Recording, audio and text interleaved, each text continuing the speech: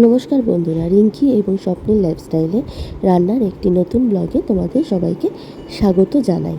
ছেলের আবদারে বানিয়ে ফেললাম ক্রিপসি চিকেন প্যাটি রোল।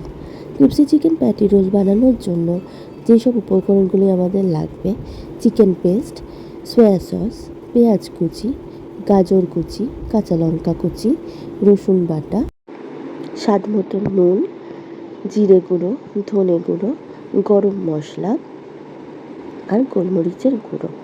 প্রথমে একটা মিক্সিং বলে আমরা চিকেন পেস্ট, পেঁয়াজ কুচি, গাজর কুচি, রসুনের পেস্ট, কাঁচা লঙ্কা কুচি, সয়া সস, পরিমাণ মতো নুন, সমস্ত গুঁড়ো মশলা নিয়ে ভালো করে মেখে নেব। আগে থেকে মেখে রাখা ময়দার ডো থেকে লিচি কেটে বড় করে একটা রুটি বেলে নেব। সেই রুটির মধ্যে মাংসের পুরটা দিয়ে দুপাশে পাটিসাপটার মধ্যে ফোল্ড করে নিয়ে দুপাশটা কাঁটা চামচের সাহায্যে চেপে নেব। এইভাবে প্রত্যেকটা প্যাটিগুলো তৈরি করে নিতে হবে। কড়াইতে তেল গরম করে তৈরি করে রাখা প্যাটিগুলো একে একে ছেড়ে দিয়ে ভালো করে ভেজে নিলেই তৈরি হয়ে যাবে ক্রিপসি চিকেন প্যাটি রোল।